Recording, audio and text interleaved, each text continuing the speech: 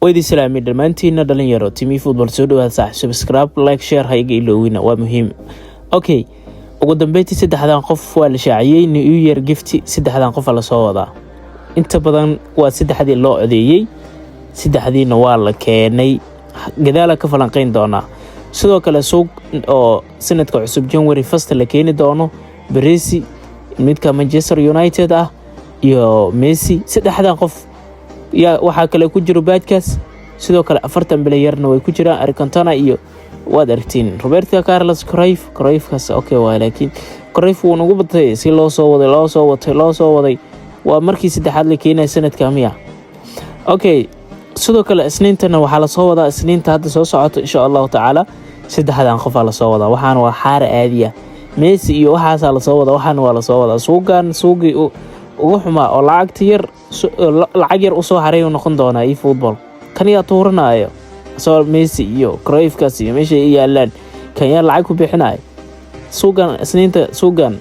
boqolkiiba xitaa ku bixin ani ahaan. Okay, aan wada falanqeyno marka giftiga la siinaa ani ahaan sax waxaan ku dhihi lahaa degdeg Muuse horta number 1 waa build up difaacan 20 jir waaye nin dheer waaye waana build up so ani waxaan leeyahay kii ugu fiicna amuu noqodaa because game kan build up horta lama keeno inta badan waa wada ognahay so hadegdegin saaxib game kan hadegdegin freegan ka fiirso build up kan isha ku haay KDB waxa waa creative playmaker ku imaan doona so sidoo kale Rashford winger waaye so aniga waxaan ku dhihi lahaa hadegdegin Muuse build up kaas aniga build up kaas game ka maadaama uu build up ku yariya ninkaas best amuu yahay aan sleeyahay so marka hadegdegin Messi intaan statuskan waxaan hadda anaa sameeyay so laakiin waxa u maleynaa Messi gaan inuu noqon doono the best Messi la keenay football karkan ankara Messi waa da'yar waaye 19 jir waaye dhowr mar la keenay waan ogahay balse 109 hadda arka so 110 meelaha iska filo 110 kama yaraan doono doosan wax ku darin Cruyff labadan qof ugu fiican aan aaminsanahay sidoo cusub bilayarada la soo wado Cruyff kaas iyo Messi midkaas Manchester United ah uu cusub yahay kuma degdegi karna saas ay tahay haddana DMF oo haddana destroyer ah hadda aragto destroyer oo difaaca xitaa ma haya difaacan uu ku dheeli karaa saa arkay balse destroyer oo DMF hadda aragto xaar waay suuqa maanta la keenay